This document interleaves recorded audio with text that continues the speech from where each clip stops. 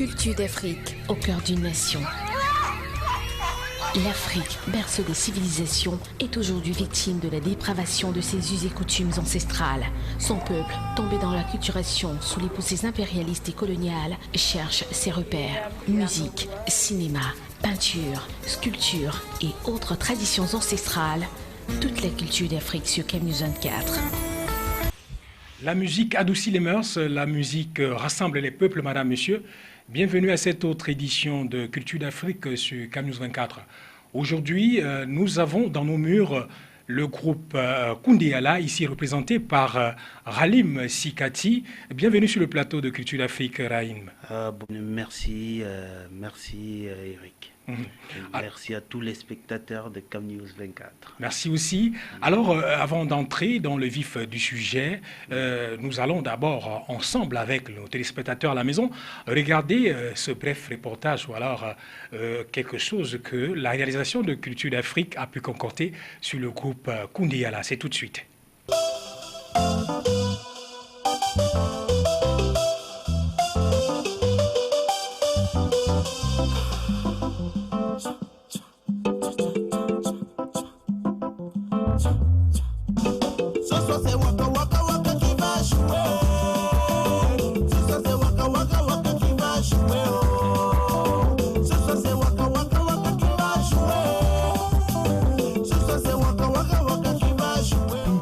Ou alors liberté d'expression, ce groupe d'artistes était à la base dans les années 1996 une association culturelle, une sorte de syndicat de hip-hop. Jeune et faisant dans un style européen, le groupe se présente en public pour la première fois le 10 février 1997 dans un concert scolaire. Plus qu'un groupe, le Koundé-Yala est une pensée, un esprit, un style et une façon de faire. Entre l'unité et la fusion des cultures, ils prônent la libération de l'Afrique de ses vices et maux, car pour eux aussi, l'Afrique n'est pas mal partie et terne de connaissances comme cela tente à passer dans les consciences des uns et les autres.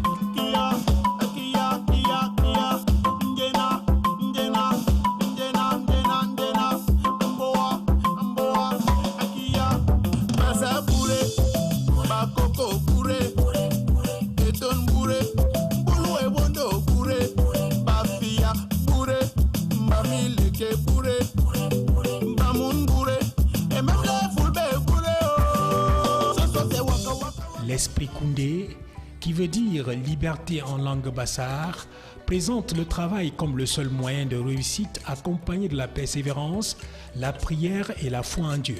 Quant à Eyala, qui veut dire expression en langue douala, le groupe n'est pas resté en marge des cultures étrangères, puisque le Koundé-Yala prêche la culture afro et l'esprit black.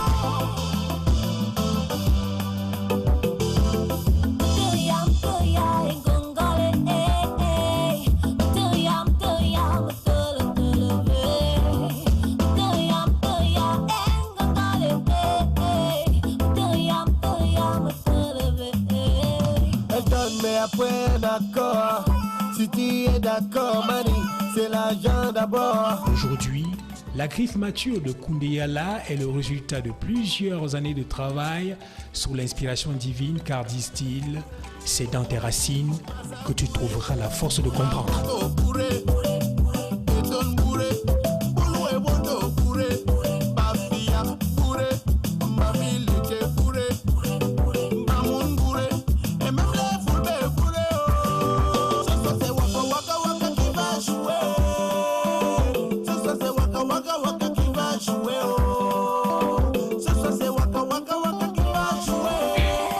Voilà, retour en plateau. Nous disons donc que c'est dans tes racines que tu trouveras la force de comprendre. Bienvenue une fois de plus sur le plateau de Culture d'Afrique, Ralim Sikati. Ah, merci, vraiment. Moi-même, je ne l'aurais pas aussi bien fait. Je suis dépassé, là. C'est super. Alors, on rentre maintenant dans le vif du sujet. Les Koundé-Yala, comment comprendre Koundé-Yala? Koundé-Yala, c'est quoi en fait? Koundé-Yala, c'est une fusion de cultures. Koundé Ala, c'est la fusion de culture depuis sa base. Parce que Koundé, c'est Ambassa, ça veut dire liberté, et Ala qui est parlé, l'expression, ça donne la liberté d'expression. Koundé Ala étant un concept qui fait totalement dans les fusions culturelles, vu qu'on a près de 200 et poussières de langues, on ne pouvait pas utiliser toutes ces langues pour se nommer. D'où on a utilisé 2 langues qui expriment la fusion de cultures. C'est un peu ça Koundé Ala, un concept purement africain qui revendique plus ou moins ce qu'est l'Afrique. Alors aujourd'hui, sur le plateau de Culture d'Afrique, vous représentez le groupe Ralim Sikati. Koundé Ala compte combien d'artistes? Koundé Ala compte plusieurs personnes parce que c'est un concept de base. Et c'est un concept qui peut décider dans un premier temps, comme aujourd'hui, de mettre Aristi et Ralim en façade pour représenter le groupe, qui peut décider dans un second temps, peut-être en 2016, lors de la sortie, de faire sortir Aristi et Ralim, Soun et Lady B. Ça, c'est Koundé Ala, c'est une variable en fait.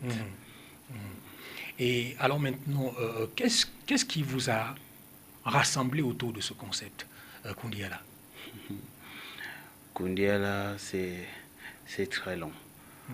Au début, c'était dans les années 95 que naît le nom Koundé Ala. Mais ne naît pas comme groupe, naît comme syndicat. En 95, c'était un syndicat qui était là pour revendiquer les moyens d'expression de cette musique jeune qu'on appelle le rap présentement. À cette époque-là, on ne permettait carrément pas et on ne donnait aucune plage aux rappeurs de s'exprimer. C'était le Makossa, le Bikutsi et autres. On marginalisait totalement. Donc sur les plateaux de concert, vous avez des problèmes? Non, sur les plateaux de concert, par contre, on le faisait, mais les plateaux télé comme le vôtre et radio, c'était très compliqué. C'est là où naissait le concept Koundé Ala, qui est un syndicat de revendication. Liberté d'expression. Liberté d'expression. Et le syndicat se disloque en 97. Or, nous, groupe Koundé Ala actuel, existait déjà en 96, mais sous le nom de RAS of C. RAS of C parce que c'était Ralim, c'était Aristi, c'était Soun, pour dire d'une autre manière, pour revendiquer. Voilà. Donc après la dislocation du syndicat, d'où était Aristi, qui était l'un des pionniers du syndicat, on décide de ne pas faire mourir ce nom, qui est une identité, plus ou moins. Parce qu'à l'époque, étaient plus des groupes qui avaient des noms un peu blancs. Un peu blancs. Nous-mêmes, parce qu'on s'appelait RAS of C. Nous-mêmes, on avait un nom un peu blanc. Donc, après ça, on a décidé de faire retour aux sources, d'où prendre ce nom qui était Koundé Ala. Et c'est à cet instant qu'on a décidé d'utiliser ce slogan, c'est dans tes racines que tu trouveras la force de comprendre. De comprendre, oui. Et alors maintenant, il y a eu cette association, ce syndicat et autres dislocations. Et aujourd'hui, en 2015, Koundé Ala revient avec un maxi-single, ça veut dire que de 3 titres. Ça veut dire que tout le temps que vous avez passé dans l'ombre, vous étiez toujours en train de travailler. Oui, Koundé Ala n'était vraiment pas dans l'ombre, je ne pourrais pas dire ça comme ça. Parce qu'en 2004, je pense, on sort le premier truc qui était Okiku. En 2006, 6 ou 7, on sort le second qui était le son du griot. Et en 2015, on décide de revenir sur le titre Wakalina. Mais en background, Koundé Ala était la plateforme qui permettait à plusieurs jeunes, parce que nous, à un certain moment, on n'a pas eu la grâce de se faire tenir les bras pour avancer. Et on s'est dit que bon, vu que le monde musical est un peu complexe, il était important qu'on crée une plateforme qui devait être la plateforme pour essayer de relayer et de présenter des talents. Premier talent présenté, c'était Lady B. On a présenté Lady B je pense, On a présenté Lady B. Après avoir fait Lady B, on a fait Stipak, on a fait Lorembi, on a fait Kazam la Flamme, on a fait beaucoup d'autres personnes derrière. Donc, pendant un bon temps, Koundiala n'était peut-être pas présent de façade. On a même fait Ralim.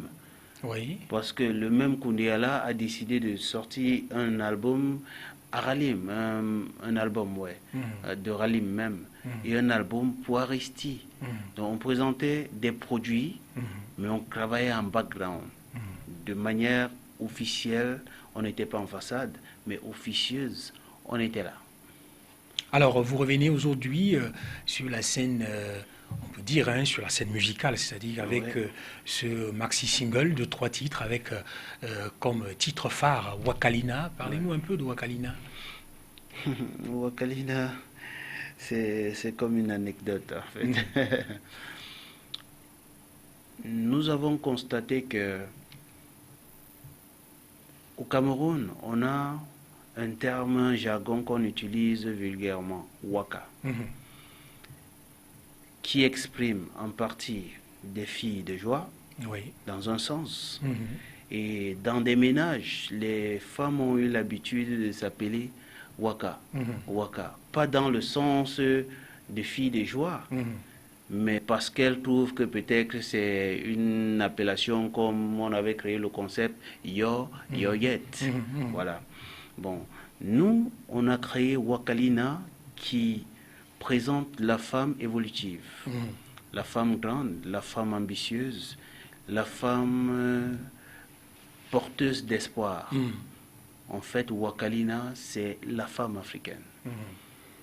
Donc ici, Wakalina met en avant les prouesses de la femme et veut un peu mettre en arrière ce que pensent les gens. Oui, ce côté mauvaise pensée de la femme qui est autre chose.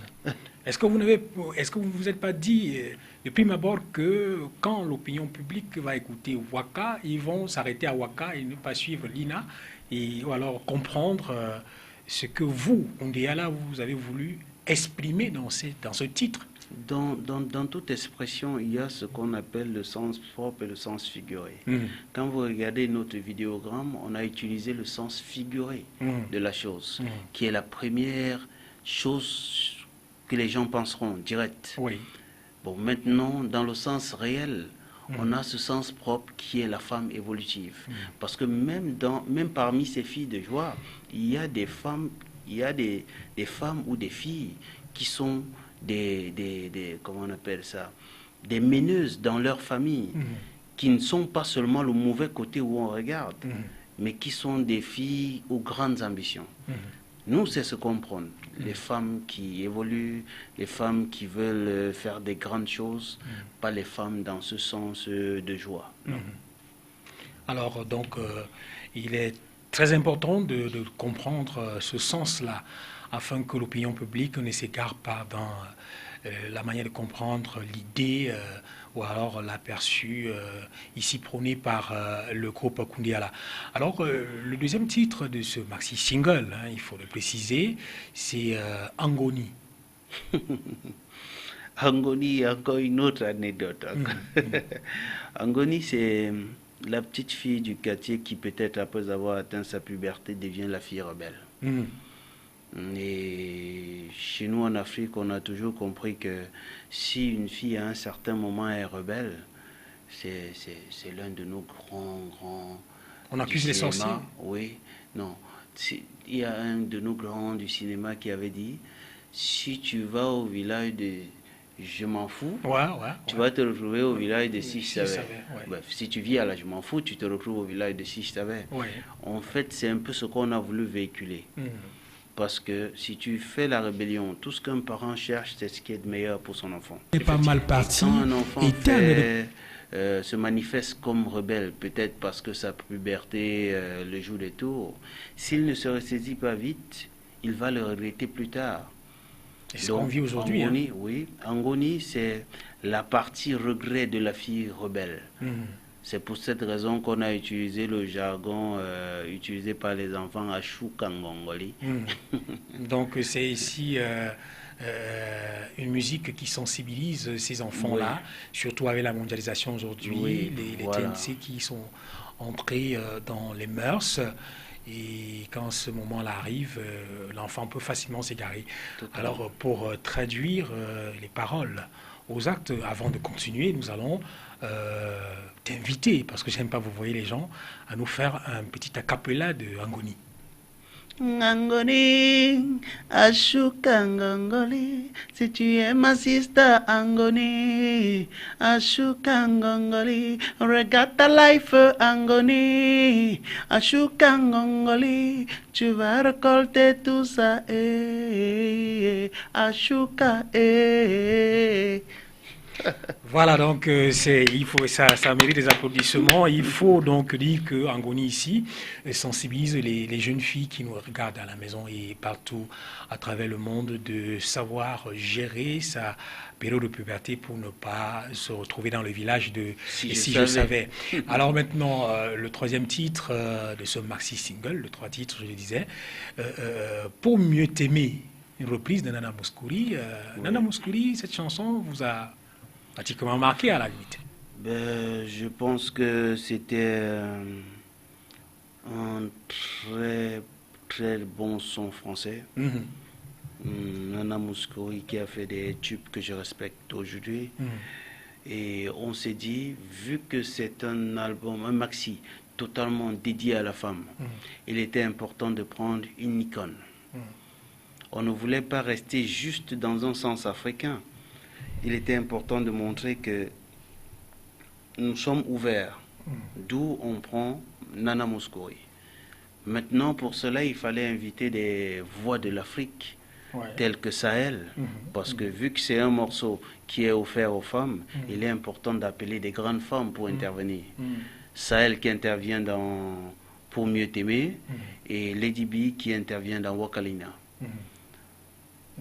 C'est un concept, je résumerai ça en quelques termes, d'où Wakalina prône l'évolution, Angoni conscientise, et Pour mieux t'aimer n'exprime que l'amour qu'on a pour toutes ces femmes qui sont dans le monde entier.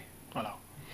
Alors, il faut dire ici, il faut rappeler aux téléspectateurs qui nous regardent que ce maxi single de 3 titres avec titre phare, Wakalina annonce l'album futur, La Griffe Mature. Pourquoi La Griffe Mature?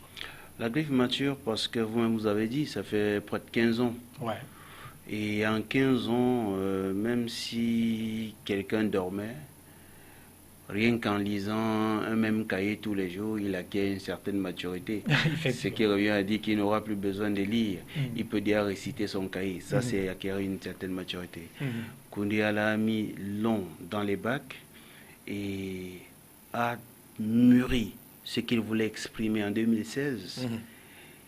D'où on a intitulé cet album qui va naître en 2016, La Griffe Mature, qui n'est que le fruit de ce que nous sommes, parce que nous jugeons qu'en 15 ans, on a pu acquérir un minimum de maturité.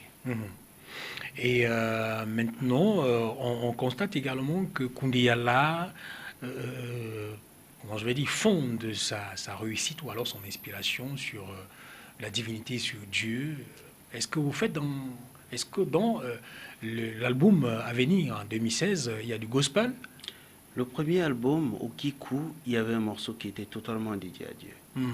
Parce que sans lui, nous ne sommes rien. Qu'on ne se mente pas. Se réveiller, c'est une grâce. Savoir qu'il y a un ex suprême, c'est important. Voilà. Le second album, il y avait un morceau dédié à Dieu. Ça, ce n'est qu'un merci qu'on a voulu offrir aux femmes. Mais dans La Griffe Mature, on ne peut rien faire sans louer celui qui nous a créés. D'où il y aura forcément des morceaux dédiés à Dieu. Bon, mais est-ce qu'on peut en parler dans La Griffe Mature? On aura droit à combien de titres? La Griffe Mature, ça, c'est pas à notre niveau de décider parce que nous sommes en pro-parler, donc en deal avec une major Sony, sans faire De de publicité. Mhm. Nous sommes en deal avec la major Sony et ensemble, ceci étant, dans chaque major, un artiste ne se contente que de chanter. Et c'est la major qui décide du nombre de titres qui sort. D'où, s'ils disent que ça sort 20 titres, on fait 20 titres. Mais ceci étant, c'est que dans leur stratégie, on doit produire assez de titres. Et maintenant, ils vont décider de combien de titres sortiront. Alors, donc, le moment venu, les téléspectateurs, les auditeurs des radios vont également découvrir ensemble avec nous ce que le groupe Koundiala va mettre à notre disposition dans cet album La Griffe Mature. Bon, maintenant, je voudrais un peu qu'on rentre dans la genèse personnelle. Qu'est-ce qui amène Ralim Sikati dans la musique? Moi, j'ai commencé à chanter, j'étais très jeune, je pense que je faisais le primaire. Tu vas remédier à la chorale également, comme Non, tous du les tout. autres. J'ai fait la chorale même plus tard. J'ai fait la Mm. chorale, moi je chantais déjà. Donc j'ai commencé à chanter, je faisais le primaire, mais c'était pas chanter parce que j'étais fasciné par les morceaux de Bendika et des Boiletin. Ces grands frères m'ont vraiment fait rêver. D'où je chantais, j'interprétais franchement leur truc. Et après, j'ai pris quelques morceaux occidentaux tels que les Boys to Men, les R. Kelly et autres. D'où à un certain moment, quand on a décidé d'être RAS of C, on chantait purement blanc.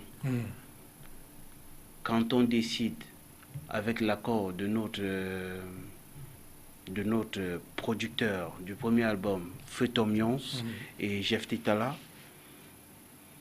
ils disent la meilleure façon de nous vendre, ce serait de rester dans un concept africain. Parce que faire purement blanc, c'était compliqué. D'où on s'est démarqué et on a sorti notre premier album qui était Okiko. Donc je dirais que Ralim, ce qui l'a fasciné depuis la base, c'est ces grands frères qui ont grainé, qui ont arrangé la route pour qu'aujourd'hui on puisse s'exprimer. Bon, mais Ralim, est-ce qu'on peut dire, sans risque de se tromper, qu'aujourd'hui au Cameroun, l'artiste musicien vit de son art? Ça dépend. Ça dépend de ce qu'on entend par vivre de son art. Moi, je dirais que l'artiste vit de son art. Je dirais. Je peux m'expliquer. Hein? Oui, oui. Bon, dans chaque pays, il y a un système économique. Si on va sur le système américain, vu qu'ils ont un système économique élevé et qu'ils ont une population élevée, le système industriel musical doit aussi avoir des gros gains. Quand on va au Nigeria, c'est pareil. Au Cameroun, on a un système économique qui est là.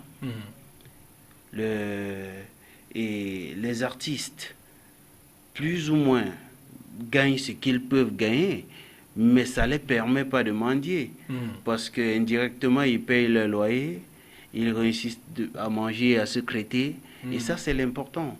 Se disant que quand les choses vont s'arranger, peut-être nous gagnerons aussi comme les Américains gagnent. Mais d'ici là, je dirais que l'artiste vit de son art. Bon, il est bien vrai également qu'on dit dans les quartiers, dans les bacs, les artistes, c'est beaucoup d'avantages, surtout beaucoup de femmes, Ralim. Ben, si ce n'était que ça, je dirais que le boucher, c'est le mec qui a plus de femmes que nous. Hein. Comment comprendre? Mais oui, c'est pour dire que c'est pas un métier qui donne la femme, du tout. Bon, les femmes aiment beaucoup les musiciens quand même. Non, les femmes aussi, elles aiment les bouchers. Elles aiment les bouchers, c'est le mec qui a toute la viande du quartier. elles aiment les hommes des médias. C'est le mec qui peut dire tous les jours, fais un coucou à la télé. Elles aiment les policiers parce qu'elles assurent la sécurité. Donc, je ne dirais pas que les femmes aiment les musiciens. Je dirais tout simplement que la femme va où son cœur la dirige. Alors, Si je ça vous le la dis, dirige parce que vers les femmes quelqu'un- aussi aiment beaucoup la fête, les sorties tout le temps en train de branguer. Bon, c'est ça, tout dans ce sens. je ne saurais expliquer parce que personnellement, je ne sors pas. Je ne suis pas un fêtard. Personnellement, je ne fête pas, donc je ne peux pas mieux expliquer la fête que si je le fais. Et alors maintenant, comment est-ce que fonctionne le groupe? Est-ce que vous êtes dispersés ou alors de temps en temps vous vous retrouvez pour travailler? Non, le groupe, on a des séances de travail, Ouais. on a des plannings de travail. Mhm. En dehors de ces plannings de travail, il y a ce qu'on appelle un travail de fond qui doit d'abord être individuel. Mhm. Bon, après le travail de fond individuel, on a nos plannings à nous. Mhm. L'artiste, c'est le mec qui se considère comme quelqu'un qui est toujours sur les bancs. Mhm. Et les bancs, c'est il faut aller en classe tous les jours Mhm. ou avoir un système universitaire où on a au moins trois jours la semaine Mhm. pour fréquenter. Mhm. Mais en individuel, il y a l'aspect cahier qu'il faut faire des révisions. Mhm. Vous voyez? Donc, Koundiala, on a des dates pour s'asseoir, pour travailler sur nos projets. Mhm. Sur la semaine, on a un calendrier. Mhm. Et en individuel, chacun a aussi ses dates lors de ses temps libres, de pouvoir s'épanouir comme il veut ou de développer son talent comme il pense. Alors, en parlant de l'individualité, est-ce que aujourd'hui, Halim Sikati peut décider de faire un truc en solo sans l'aval du groupe? Non, décider, ce serait inconscient. Oui. Parce que dans tout ce que Ralim peut faire, le groupe intervient. Mhm. Que ce soit dans les écrits. On a eu une manière de travailler, ça date de très longtemps, Mhm. depuis 96. Mhm. Quand quelqu'un écrit une chanson, il arrive, on le met sur un tableau, il l'explique, c'est-à-dire on le laisse développer son idée, c'est-à-dire qu'il présente la chose et maintenant on fait des ajouts qui deviennent des valeurs ajoutées à la chose. Bon, maintenant, c'est ça qui permet à ce qu'à un certain moment, le morceau peut être un tube parce que ce n'est pas que l'idée d'une personne, c'est une multitude d'esprits qui sont derrière. Donc, que ce soit Ralim, Aristide, Lady B ou Sun qui vont faire des produits solo, c'est pas réellement un produit solo parce que c'est un produit d'ensemble, mais présenté dans un sens solo. Donc, comme on dit généralement en Afrique, une seule main ne serait attachée à un paquet. Donc, l'ensemble de groupe toujours dit nous. Oui. Ça grandit. Alors, Halim Sikati, d'un moment à l'autre, nous allons sortir de cette émission. Mais en attendant la griffe mature qui sortira en 2016, quelles sont les activités du groupe Koundiala? Les activités imminentes, c'est nous sommes en train de travailler sur des showcases qui vont se faire d'ici maxi un mois. Les showcases vont commencer. Et après les showcases, on va faire la tournée des 10 provinces. Mais juste que nous sommes en période de rentrée scolaire et que les annonceurs sont peu tablés plus vers les études, la tournée des 10 provinces risquerait de se faire à partir d'octobre. Oui, donc permettre d'abord à ces annonceurs, aux parents même, à ceux même qui viendront regarder. À ceux même qui viendront regarder, d'être bien situés par rapport à leur situation. Oui, c'est très important.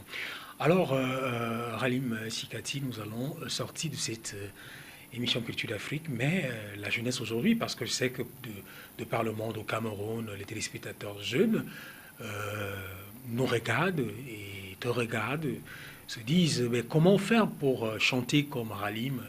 Alors un conseil aux jeunes qui veulent aujourd'hui se lancer dans la musique et faire votre style par exemple. Le chant, c'est la volonté.